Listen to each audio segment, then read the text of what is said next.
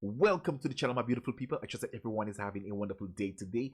Thank you for the love, thank you for the support. My name is Dwight, and it's a great pleasure to have you here. So, welcome to the channel. On today's agenda, we're going to be diving into the history behind "Soldier of Heaven" by Sabaton. Now, "Soldier of Heaven" is a song by Sabaton. It's a Swedish heavy metal band, and that song was released as a part of the 2022 album "War to End All Wars." The song reflects on Sabaton's signature style of crafting songs based on historical events, particularly focusing on war and battles. Now, today we're going to be diving into the war in the Alps between the Italians and the Austro-Hungarians, and how did the survivors survive? So, guys, I am excited to hear how that goes. So, without any further ado, let's just get right to it. The Great War, the World War, was fought beneath the seas, on the seas, in the skies. It was fought in trenches, on flatlands, and in marshes and swamps. It was fought in the deserts. And in mountains. And even in mountains. It was also fought in the mountains. So this is Soldier of Heaven. Yep.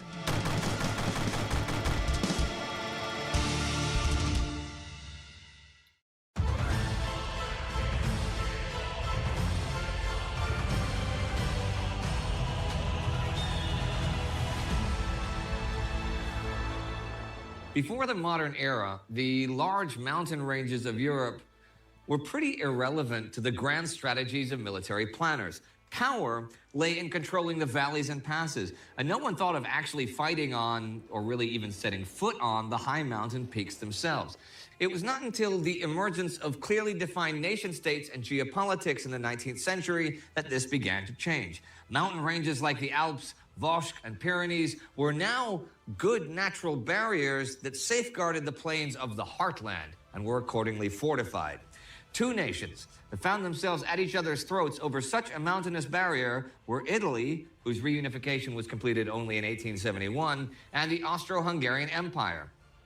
Although formally bound by the Triple Alliance and the border set in 1866, nationalists on both sides complained about the iniquitous frontier. The Italian Irredenta movement wanted to fix the real frontier by marching into southern Tyrol, taking Trento, and occupying the mountain passes up to the Brenner Pass. Wow. And when Italy declared war on Austria-Hungary on May 23, 1915, joining the Great War, the major goal was to achieve exactly that.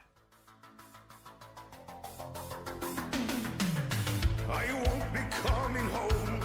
I won't be going anywhere. I will guard this post forever. Here on the Alpine slope, where I did my final stand, I shall remain among the ice of snow that binds me to this mountain. But although the Italian Fourth Army was quick to seize the Falzarego Pass, they found the way into Valparola blocked off. From the peak of the Col di Lana, 2,462 meters high, and the surrounding mountains, the Austrian defenders denied any further advance. A costly campaign followed for the possession of Col di Lana, who'd soon bear a new, more fitting name, Col di Sangue, Blood Mountain. The violent struggle for the Col di Lana would be mirrored all over the Alps and Dolomites. Like a huge S, the front ran from the Swiss frontier to the Adriatic Sea. From the Trentino and the Alpine fronts down to the Isonzo front, the area is almost continuously mountainous in nature. The average altitude was about 3,000 feet above sea level, but many peaks rise above 6,000 feet, some even over 9,000. Both sides were well aware that being able to fight in such conditions is only possible through great feats of ingenuity and hard labor. Miles upon miles of trenches and dugouts were blasted or cut into the rock, guarded by rows of barbed wire. On peaks where perhaps no man had before set foot, they set up machine gun blockhouses and artillery positions. Hundreds of miles of roads and paths were constructed, slithering serpentine-like up the slopes from the lowlands. Heavy guns and mortars were hoisted with an elaborate system of wires and pulleys of the Tellurifica lifts, while porters and mules carried ammunition and supplies up to the camps. The objective was always to occupy higher ground than the enemy, Oh, yes. even if only marginally so, and to use that as an observation point and to spray machine gun bullets on enemy positions below.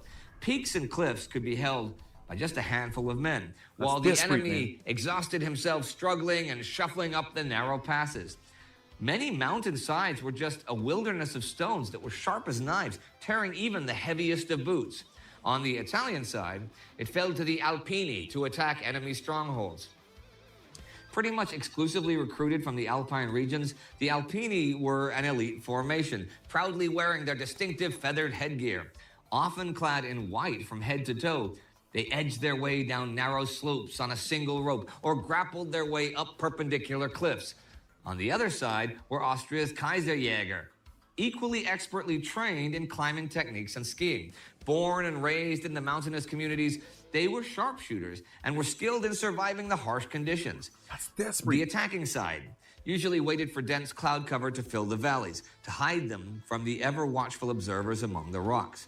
To further mask an approach, artillery would open up to suppress the defenders. The already deadly effect of grenades and shells bursting against the rock was multiplied as the blasts broke off jagged rock fragments and splinters, causing them to ricochet lethally, and head and eye wounds were far more common on the Alpine fronts than other fronts.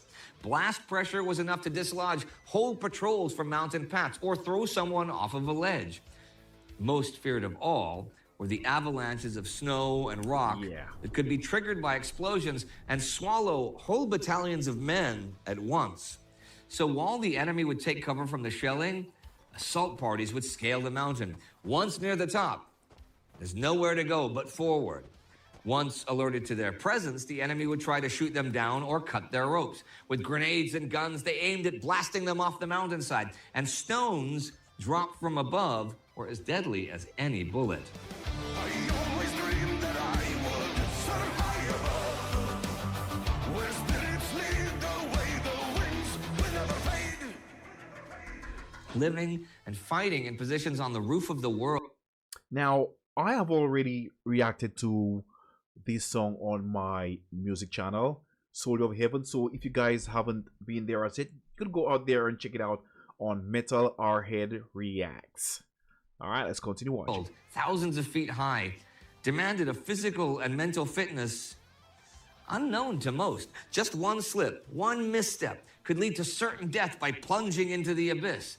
Men without adequate knowledge, patience, or skills in snowcraft, those who did not inherit the instincts of their fathers, would quickly perish, fighting over snowbound gullies and along narrow ledges. This constant exposure to danger and loneliness brought a rather fatalistic outlook with it. High up in the mountains, the tales and beliefs of their ancestors still prevailed. The lore of miraculous images, fairies, and hobgoblins was mixed with a strong Catholicism. The unshakable belief that Jesus and the saints were watching over them was expressed in the numerous chapels and wayside crosses set up throughout the mountains. The fatalism is understandable, as the mountains were inhospitable country. Dry as a desert in the summer and frozen in the winter, the men stationed up there needed food, housing, and above all, water and tough clothing, because the fighting did not stop over the winter months. Although these years I have been frozen in time, I crave for spring to come, but here winter remain. In the most extreme altitudes of up to 11,500 feet, that's 3,500 meters, temperatures regularly fell to below minus 30 Celsius.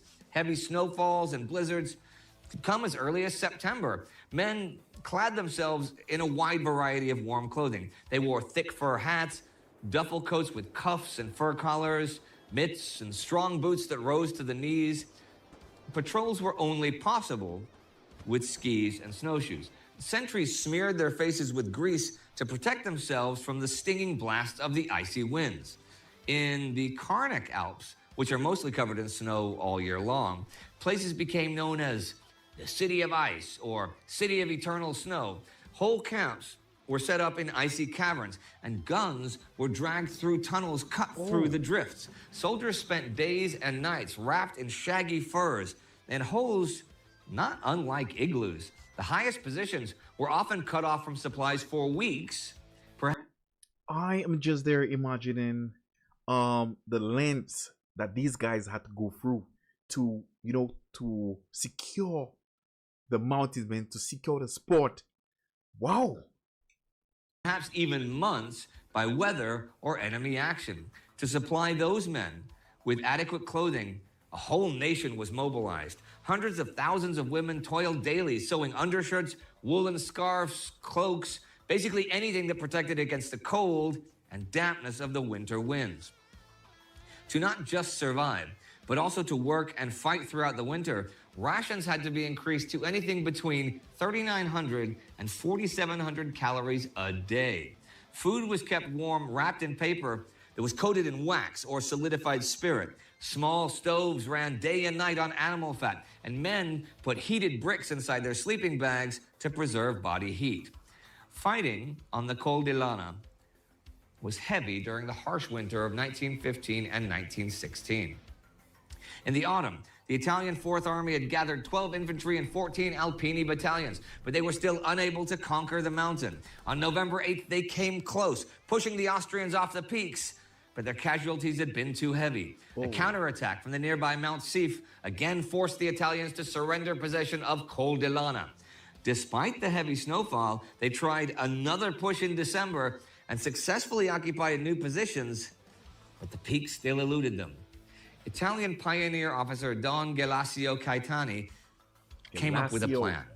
They would undermine the Col di Lana and dislodge the Austrians with a gigantic explosion. The plan was to be executed in total secrecy. No drilling machines would be used, only manual ones or chisels and mallets. From December to March, they tunneled beneath the mountain. But despite the secrecy, by spring, the Austrians suspected that something was up, so they started countermining the Italians. From the top down, they used explosive cartridges, drills, and crowbars to try and find and destroy the enemy mine. Yet they were too late. By April 16, 1916, the Italian blast tunnel was ready. With a total length of 105 meters, the two main rooms were filled with 5,000 kilos of nitrogelatin and sealed with sandbags. Everything was being prepared for one decisive attack. All day long, they bombarded the mountain with every gun they had, while the assault companies moved into position. At 11:30 p.m. on the 17th, the mine was detonated. The mountain literally shook as its top was blown in two. 10,000 tons of rocks and debris were shot into the air. Around 200 Austrian soldiers were killed in the explosion and the following assault, many of them horribly battered and mutilated by the flying debris. After the Italians took the remaining defenders captive, positions were secured to hold the mountain once and for all. So now, with the Col di Lana secure, they thought the road into the Trentino was finally open. Yet they were to be disappointed. To the north and west, the other mountains were still occupied, and Monte Sif was as heavily defended as Col di Lana. The mountain and mining war would continue. For 3 harsh winters in the Great War, the men fought, lived, and died on those mountain ranges, on the roof of the world, where Col di Lana became, in reality, just one of many blood mountains.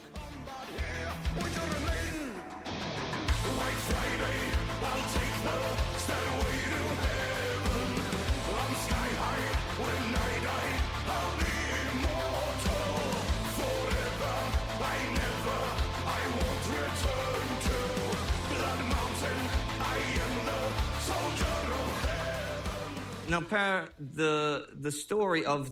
All right, I'm gonna pause this here real quick just to give a little now the song Soldier of Heaven, this is specifically pays tribute to the soldiers who fought and died in the Alps during World War One.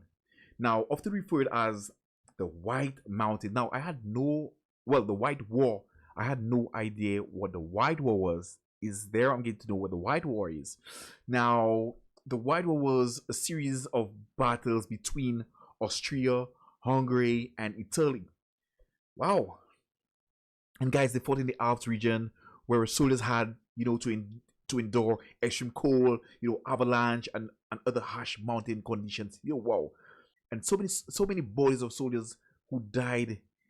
Guys, these conditions were treacherous. If I didn't, well, I have to thank you guys because I did a reaction to the song on my channel, my music channel, and then you directed me to the history behind that, and now I'm here.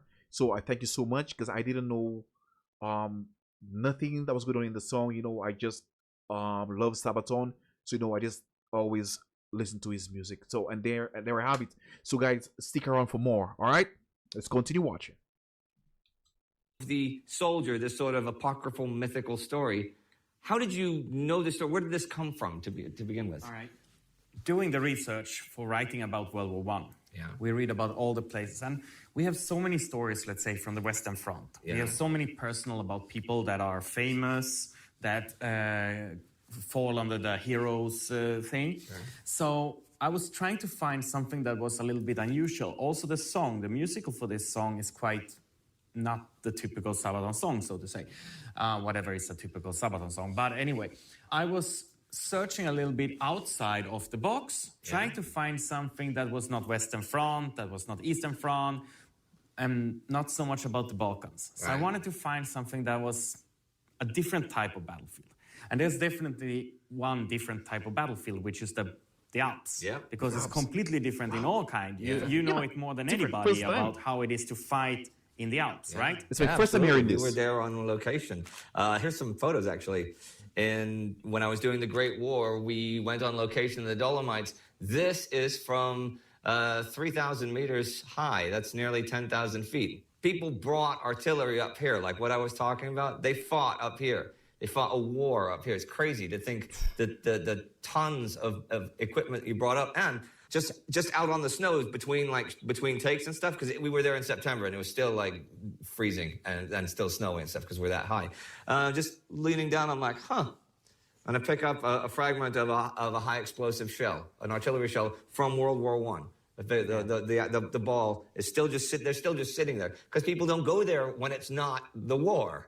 Yeah, that's true. I mean, that was kind of, and that goes back to the whole story, why this song, because for some of the people who went there to fight, they never came back. Sure. Because avalanches was one of the main reasons why people would die actually there. Yeah. And freezing to death under the snow. Yeah. And maybe it wasn't so personal that you actually dig out everybody and brought back everybody. It was impossible. It was impossible, it was costly, and you just let the people who are victims of the mountains, you let them lie up there. Yeah. And so I was reading the story about them finding somebody who was still pretty much untouched. Yeah. And has been there for 100 years, keeping guard still. Just the soldier of heaven. That's what this is about, you know? And I found the story so interesting and everything around it. So I decided to base the song around this a little bit more legendary idea. It is interesting with the legendary stat and the myths about there, and also how extra religious people became fighting in the Alps because of the fatalistic outlook and stuff. Because how you came, because there really are, everywhere you go, if there's not a little chapel, even at 5,000 feet, there's 3 houses and a chapel. Or there's like crosses and little things. People really, really built that, because you were alone. Yeah, and a lot of people believed in spirits of the mountains. So that was also one of those things I really wanted to capture into the song as well. Well, and as I said just a few minutes ago, a lot of the people, the fighting there, the Kaiserjäger and the Alpini, they're people, most of them were from the mountains. They understand the mountains. And they have a lot of traditions that were, say, non-Catholic or non-Protestant, but were still very spiritual traditions from their ancestors, which combines with their religion. So there was very, very much an ancestral tradition of the people, fighting alone, sometimes for months, in the mountains. I can't even imagine doing it. I mean, just being up there and filming was horrible. And that's in September. That's not in January when, so. And guess where we were filming the music video? Where? On a field. Yeah. in 40 degrees heat. Oh, gosh. Okay. Wow. Which looked very much like the mountain, let's say. Oh my god, man. So funny. Now, I honestly believe that they were up in the mountains, you know. Let's continue watching. So you just ruined the magic of film for all. There's all these young, impressionable Sabaton fans that... He did that. So he was kidding. We were climbing to 10,000 meters high. But were you doing it like the Batman thing where you were walking like this and they just turned the film sideways? Can we do that, Carol? Can we make me climbing up now? Oh, but Per, I can't help but notice you've not asked me about my nose. No, that's true, because I forgot what happened to you. Okay, this is actually what honestly happened. Unlike, now, I mean, everything honestly happened. The tanks, yes. And, of course, the Christmas story, yes. I was playing baseball, and I slid into second base. And my hand slid over second base, and my face slid right into second base. That's really it. It's not dramatic. It's not exciting. No stitches. It is not broken. Some kind of dramatic. I mean, you were aiming to win, right? I was aiming to win. We did actually win 9-8, but not thanks to me, because I was a little dazed, and I stood up and stepped off the bag and got tagged out. Oh. So I was out anyway after all that. But I don't know if you guys have ever seen the movie The Warriors, which is one of my favorite movies. My favorite gang in The Warriors is the Baseball Furies. Well, I took the subway and the bus home in Stockholm, and it's a face wound, so it bleeds everywhere. So my uniform, a baseball uniform, in a town that doesn't play much baseball, is covered in blood and dirt, and I've got a giant black baseball bat and a big wound sitting on. I got a lot of interesting looks. I look like a real-life baseball fury. All right. So for anybody who hasn't seen that movie... And, well, okay, put up a picture of the actual Baseball Furies because they're really cool. There you go. So, and yeah, it's a fantastic movie. I love The Warriors. One of my favorite movies. It has nothing to do with our actual history, but it is actually based on proper history. The book, the film came out in 79, I think, but the book The Warriors was written in the early 60s, and all of those gangs were actual real gangs of New York, Baseball Furies and the Turbo ACs and the Orphans and stuff. By the late 70s, most of them weren't because they'd cleaned up the gang problem. But it actually was a fictionalized account of true history. I think I got into touch with this story thanks to Twisted Sister. Yeah? Okay. Oh, yeah. Well, yeah. They look like Baseball Furies. Oh, they had this come out and play, which was their kind of like a tribute to the movie. Twisted Sister. All right, well, we got a little bit away from Soldier of Heaven. I love that band. And it's interesting because I figured that this interview was going to be it started off a little somber because it is more of a, I mean, everything about the war is serious. Even the Christmas truce is serious, and it's not lighthearted. Nothing is. But this is more of a thing because it is more of a spiritual thing, and it's more about myth and more about a way of fighting that nobody thinks of when they think of the Great War, but was a big part of the Great War. And there was also fighting in the Carpathians as well. These weren't the only mountains there was fighting, and in the Vosges as well as that. So I just wanted to take it back to that level before we say goodbye to those who lost their lives in the mountains of Europe during the Great War.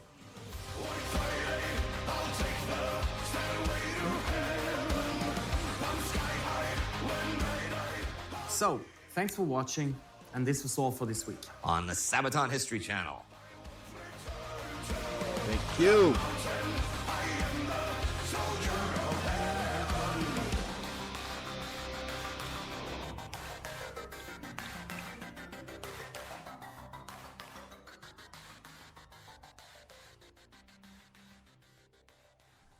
Thanks for watching.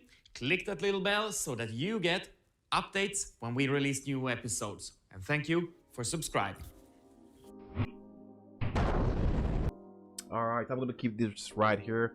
You know, the lyrics are both a tribute, and it emphasizes, you know, the theme of sacrifice, endurance, and, you know, the harsh realities of war in such an unforgiving environment. You know, and that was very interesting.